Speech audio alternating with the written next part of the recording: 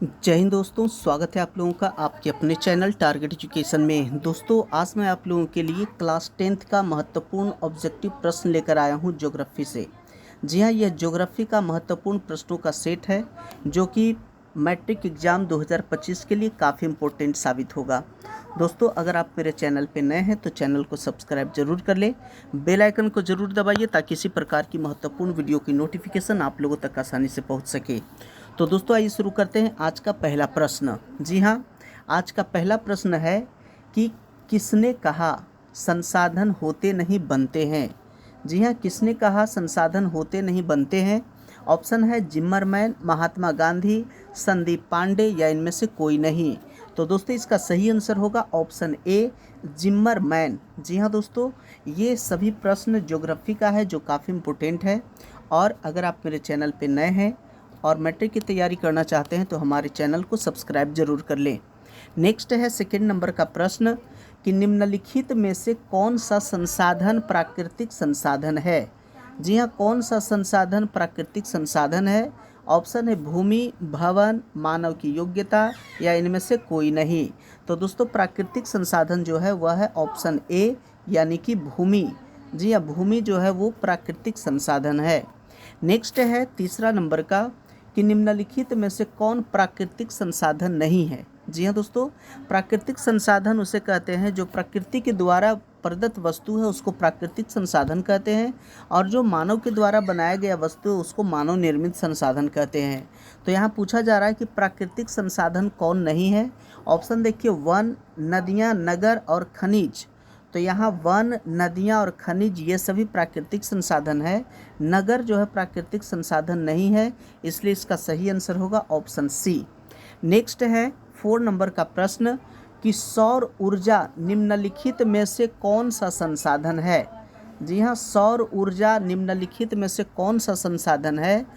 Option है मानवकृत, नवीकरणीय, अजैव या अनवीकरणीय। तो इसका सही आंसर हो जाएगा ऑप्शन बी, नवीकरणीय। जी हाँ, सौर ऊर्जा जो है वह नवीकरणीय संसाधन है क्योंकि सौर ऊर्जा को हम पुनः प्राप्त कर सकते हैं। नेक्स्ट है 5 नंबर का प्रश्न। जी हाँ, 5 नंबर में दिया गया है कि कौन सा ऊर्जा स्रोत अनवीकरणीय संसाधन है। अनवीकरणीय संसाधन वैसे संसाधनों को कहते हैं जिसको हम लोग पुनः प्राप्त नहीं कर सकते हैं। तो यहाँ ऑप्शन है जल, सौर, कोयला और पवन। तो दोस्तों, इसका सही आंसर है ऑप्शन सी। जी हाँ, कोयला जो है अनवीकरणीय संसाधन है। नेक्स्ट है 5 नंबर, ये 6 नंबर का प्रश्न है। जी हाँ, 6 नंबर का प्रश्न दिया गया है कि लौह अयस्क किस प्रकार का संसाधन है। जी हाँ, लौह अयस्क किस प्रकार का संसाधन है। तो इसका सही आंसर हो जाएगा ऑप्शन, जी हाँ, लौह अयस्क जो है अनवीकरणीय संसाधन है क्योंकि इसे हम पुनः प्राप्त नहीं कर सकते। नेक्स्ट है 7 नंबर का कि कौन सा ऊर्जा स्रोत नवीकरणीय है। जी हाँ, कौन सा ऊर्जा स्रोत नवीकरणीय है। तो इसका सही आंसर हो जाएगा ऑप्शन बी यानी कि जल। जी हाँ, कोयला और प्राकृतिक गैस और पेट्रोलियम ये सभी अनवीकरणीय है और जल जो है यह नवीकरणीय संसाधन है। नेक्स्ट है 8 नंबर का कि इनमें किस प्राकृतिक संसाधन का भंडार सीमित है। जी हाँ, कौन सा प्राकृतिक संसाधन का भंडार सीमित है। ऑप्शन है हवा, सौर ऊर्जा, पानी और खनिज तेल। तो इसका सही आंसर होगा ऑप्शन डी यानी कि खनिज तेल। खनिज तेल जो है यह प्राकृतिक संसाधन है और यह इसका भंडार जो है यह सीमित है। नेक्स्ट है 9 नंबर का प्रश्न कि तट रेखा से कितने किलोमीटर क्षेत्र सीमा अपवर्तक आर्थिक क्षेत्र कहलाता है। जी हाँ, कितने किलोमीटर क्षेत्र सीमा को अपवर्जक आर्थिक क्षेत्र कहते हैं। तो इसका सही आंसर होगा ऑप्शन बी, 200 किलोमीटर तक। जी हाँ, तट रेखा से 200 किलोमीटर तक के क्षेत्र को सीमा अपवर्तक क्षेत्र कहा जाता है। नेक्स्ट है 10 नंबर का प्रश्न कि हमारे पास पेट भरने के लिए बहुत कुछ है लेकिन पेटी भरने के लिए नहीं, यह कथन किसका है। जी हाँ, काफ़ी इम्पोर्टेंट है। कहा गया है कि हमारे पास पेट भरने के लिए बहुत कुछ है लेकिन पेटी भरने के लिए नहीं है, यह कथन किसने कहा। तो इसका सही आंसर है option C, Mahatma Gandhi. Next है 11 नंबर का कि डाकुओं की अर्थव्यवस्था का संबंध किससे है। जी हाँ, डाकुओं की अर्थव्यवस्था का संबंध किससे है। इसका सही आंसर है ऑप्शन बी, संसाधनों के अनियोजित विदोहन से। नेक्स्ट है 12 नंबर का प्रश्न कि संसाधनों के संरक्षण हेतु सर्वप्रथम किसने वकालत की थी। संसाधनों के संरक्षण हेतु सबसे पहले किसने वकालत की थी, तो इसका सही आंसर है ऑप्शन बी, जी हाँ, क्लब ऑफ रोम ने। नेक्स्ट है 13 नंबर का कि प्राकृतिक संसाधनों के संरक्षण हेतु अफ्रीकी कन्वेंशन किस वर्ष हुआ था, तो इसका सही आंसर है ऑप्शन बी, 1968 ईस्वी में। नेक्स्ट है 14 नंबर का कि प्राकृतिक संसाधनों के संरक्षण 1968 ईस्वी में कौन सा कन्वेंशन में हुआ था, तो इसका सही आंसर ऑप्शन ए, अफ्रीकी कन्वेंशन में। नेक्स्ट है 16 नंबर का प्रश्न कि विश्व पर्यावरण किस दिवस किस तिथि को मनाया जाता है। जी हाँ, विश्व पर्यावरण दिवस किस तिथि को मनाया जाता है, तो इसका सही आंसर होगा ऑप्शन सी, 5 जून को। दोस्तों, ये मैट्रिक एग्ज़ाम 2025 के लिए काफ़ी इम्पोर्टेंट प्रश्नों का सेट है, तो इसे आप शुरू से अंत तक ज़रूर देखें। अगर आप मेरे चैनल पर नए हैं तो चैनल को सब्सक्राइब जरूर कर ले, बेल आइकन जरूर दबाइए ताकि इसी प्रकार की महत्वपूर्ण वीडियो की नोटिफिकेशन आप लोगों तक आसानी से पहुंच सके। नेक्स्ट 16 नंबर का प्रश्न है कि प्रथम पृथ्वी सम्मेलन 1992 किस देश में आयोजित किया गया, तो इसका सही आंसर ऑप्शन ए, ब्राज़ील में। नेक्स्ट है 17 नंबर का कि द्वितीय पृथ्वी सम्मेलन कहाँ हुआ था। जी हाँ, द्वितीय पृथ्वी सम्मेलन कहाँ हुआ, ऑप्शन है न्यूयॉर्क, पेरिस, मॉस्को या इनमें से कोई नहीं, तो इसका सही आंसर है ऑप्शन ए, न्यूयॉर्क में। नेक्स्ट है 18 नंबर का कि क्योटो सम्मेलन किस देश में आयोजित की गई थी।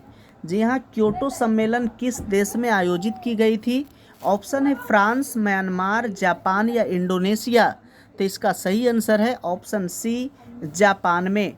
नेक्स्ट है 19 नंबर का कि भारत में पहाड़ों से भरी भूमि कितना प्रतिशत है। जी हाँ, भारत में पहाड़ों से भरी भूमि कितना प्रतिशत है, तो इसका सही आंसर है ऑप्शन सी, 30%। नेक्स्ट है 20 नंबर का कि मृदा निर्माण में निम्न प्रक्रियाएं शामिल होती है। मृदा निर्माण में कौन सी प्रक्रियाएं शामिल होती है, तो इसका सही आंसर है ऑप्शन सी, अपक्षय तथा अपर्दन दोनों। जी हाँ, इसलिए इसका सही आंसर ऑप्शन सी। नेक्स्ट है 21 नंबर का कि प्रायद्वीपीय भारत की नदी घाटियों में कौन सी मिट्टी मिलती है। जी हाँ, प्रायद्वीपीय भारत की नदी में कौन सी मिट्टी मिलती है, तो इसका सही आंसर हो जाएगा, जी हाँ, ऑप्शन डी, जलोढ़ मिट्टी, क्योंकि जलोढ़ मिट्टी जो होती है वो नदियों के द्वारा बहा करके लाई जाने वाली मिट्टी होती है और ये जलोढ़ मिट्टी होती है। नेक्स्ट है 22 नंबर का कि भारत में सबसे अधिक विस्तार किस मिट्टी का है। जी हाँ, भारत में सबसे ज़्यादा विस्तार कौन सी मिट्टी का है, तो इसका सही आंसर ऑप्शन ए, जलोढ़ मिट्टी का। नेक्स्ट है 23 नंबर का कि पुरानी जलोढ़ मिट्टी को क्या कहा जाता है। जी हाँ, पुरानी जलोढ़ मिट्टी है उस जलोढ़ मिट्टी को क्या कहा जाता है, तो इसका सही आंसर होगा ऑप्शन ए, बांगर कहा जाता है। जी हाँ, बांगर कहा जाता है, पुरानी जलोढ़ मिट्टी को बांगर और जो नया जलोढ़ मिट्टी होता है उसको खादर कहते हैं। नेक्स्ट है 24 नंबर का कि जलोढ़ मिट्टी में कौन सा तत्व प्रचुर मात्रा में पाया जाता है। जी हाँ, जलोढ़ मिट्टी में सबसे ज़्यादा प्रचुर मात्रा में पाए जाने वाला तत्व कौन सा होता है, तो इसका सही आंसर है ऑप्शन ए, पोटास। नेक्स्ट है 25 नंबर का कि भारत की सबसे उपजाऊ मिट्टी क्या है। जी हाँ, भारत की सबसे उपजाऊ मिट्टी कौन सी मिट्टी सबसे ज़्यादा उपजाऊ है, तो इसका सही आंसर हो जाएगा ऑप्शन बी, जलोढ़ मिट्टी। जी हाँ, जलोढ़ मिट्टी भारत की सबसे उपजाऊ मिट्टी है और यह भारत में सबसे ज़्यादा मिट्टी पाई जाती है, जलोढ़ मिट्टी। नेक्स्ट है 26 नंबर का कि काली मिट्टी उपयुक्त है। काली मिट्टी किसके लिए उपयुक्त है, ऑप्शन है कपास के लिए, लीची के लिए, गेहूं के लिए या बाजरा के लिए। इसका सही आंसर ऑप्शन ए, कपास के लिए। नेक्स्ट है 27 नंबर का कि इनमें से किस राज्य में काली मृदा पाई जाती है। जी हाँ, काली मृदा कहाँ पाई जाती है, ऑप्शन है जम्मू और कश्मीर, झारखंड, राजस्थान या महाराष्ट्र। तो दोस्तों इसका सही आंसर होगा ऑप्शन डी, महाराष्ट्र में। नेक्स्ट है 28 नंबर का कि काली मिट्टी का दूसरा नाम क्या है। जी हाँ, यह प्रश्न 2013 और 2017 में भी पूछा गया था। तो दोस्तों काली मिट्टी का दूसरा नाम क्या है, इसका सही आंसर है ऑप्शन बी, रेगूर मृदा। नेक्स्ट है 29 नंबर का कि लेटेराइट मृदा का रंग कैसा होता है। जी हाँ, लेटेराइट मृदा का रंग कैसा होता है, तो इसका सही आंसर है जी हाँ ऑप्शन बी, लाल रंग का होता है। जी हाँ, लेटेराइट मृदा लाल रंग का होता है। नेक्स्ट है 30 नंबर का कि मरुस्थलीय मृदा का विस्तार निम्न में से कहाँ है। जी हाँ, मरुस्थलीय मृदा का विस्तार कहाँ है। ऑप्शन है उत्तर प्रदेश, राजस्थान, कर्नाटक और महाराष्ट्र। तो दोस्तों राजस्थान जो है हमारा रेगिस्तान है और यहाँ जो है मरुस्थलीय मृदा का विस्तार ज़्यादा है। नेक्स्ट है 31 नंबर का कि मृदा का विस्तार निम्न में से कहाँ है। जी हाँ, मृदा का विस्तार निम्न में से कहाँ है। ऑप्शन है उत्तर प्रदेश, राजस्थान, कर्नाटक और पंजाब। तो दोस्तों इसका जो सही आंसर है ऑप्शन ए, उत्तर प्रदेश। जी हाँ, उत्तर प्रदेश में जो है वो मृदा का विस्तार ज़्यादा है, क्योंकि उत्तर प्रदेश जो है वो सबसे ज़्यादा बड़ा राज्य है, लेकिन क्षेत्रफल की दृष्टि से सबसे बड़ा राज्य राजस्थान है।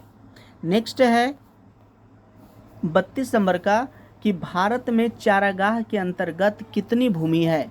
जी हाँ, भारत में चारागाह के अंतर्गत कितनी भूमि है, तो इसका सही आंसर होगा ऑप्शन ए, 4.71%। नेक्स्ट है 33 नंबर का कि पंजाब में भूमि निम्नीकरण का मुख्य कारण क्या है। जी हाँ, पंजाब में भूमि निम्नीकरण का मुख्य कारण क्या है, तो इसका सही आंसर है ऑप्शन डी, जी हाँ, अधिक सिंचाई। नेक्स्ट है 34 नंबर का कि इनमें कौन उपाय भूमि ह्रास के संरक्षण में उपयुक्त हो सकता है। जी हाँ, भूमि ह्रास के संरक्षण में उपयुक्त कौन सा उपाय हो सकता है, तो इसका सही आंसर हो जाएगा ऑप्शन बी, जी हाँ, बाढ़ नियंत्रण। जब बाढ़ पर नियंत्रण होगा तो भूमि का ह्रास रुकेगा। नेक्स्ट है 35 नंबर का कि भारत में भूदान के लिए रक्तहीन क्रांति की शुरुआत किसने की थी। जी हाँ, भारत में भूदान के लिए रक्तहीन क्रांति की शुरुआत किसने की थी, तो इसका सही आंसर है ऑप्शन ए, विनोबा भावे ने। नेक्स्ट है 36 नंबर का कि सोपानी कृषि किस राज्य में प्रचलित है। जी हाँ दोस्तों, सोपानी कृषि किस राज्य में प्रचलित है। ऑप्शन है हरियाणा, पंजाब, बिहार का मैदानी क्षेत्र या उत्तराखंड। तो इसका सही आंसर होगा ऑप्शन डी, उत्तराखंड। नेक्स्ट है 37 नंबर का कि मेढक को प्रजनन प्रक्रिया को बाधित करने वाला रसायन कौन सा है। तो मेढक का प्रजनन प्रक्रिया को बाधित करने वाला जो रसायन है उस रसायन का नाम है एंड्रीन, इसलिए सही आंसर है ऑप्शन सी। नेक्स्ट है 38 नंबर का कि जल किस प्रकार का संसाधन है।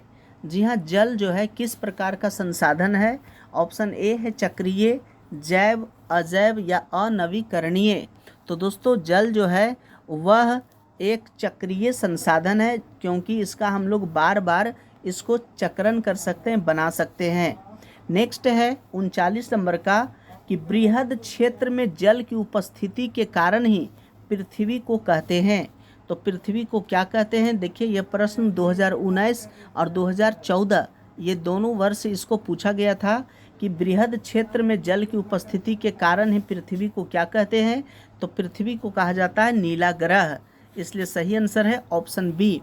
नेक्स्ट है 40 नंबर का कि पृथ्वी के किस गोलार्ध को जल गोलार्ध कहा जाता है। जी हाँ, पृथ्वी के किस गोलार्ध को जल गोलार्ध कहा जाता है।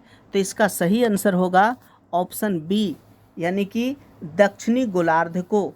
नेक्स्ट है 41 नंबर का कि कुल जल का कितना प्रतिशत भाग महासागरों में निहित है। जी हाँ, कुल जल का कितना प्रतिशत भाग महासागर में निहित है।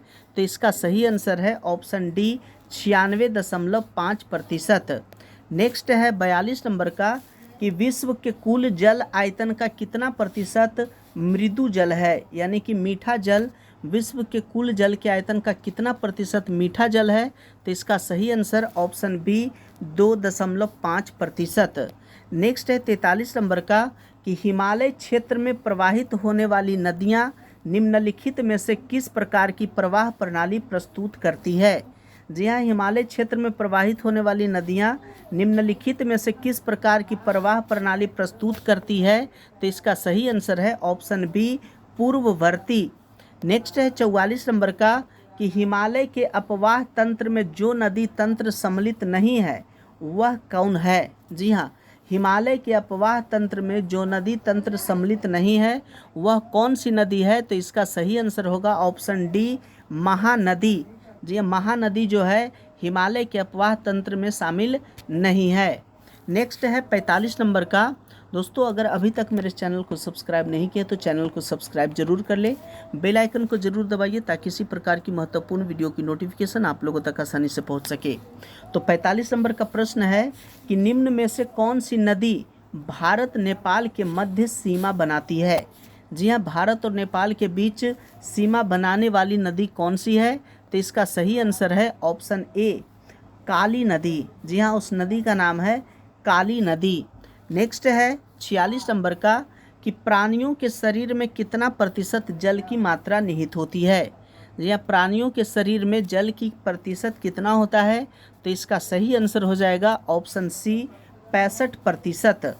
नेक्स्ट है 47 नंबर का कि भारत में जल का सबसे अधिक उपयोग किया जाता है वो किस चीज़ में। जी हाँ, भारत में जल का सबसे अधिक उपयोग किया जाता है किस चीज़ में। ऑप्शन है सिंचाई में, उद्योग में, घरेलू कार्यों में या व्यापार में, तो इसका सही आंसर हो जाएगा ऑप्शन ए, सिंचाई में।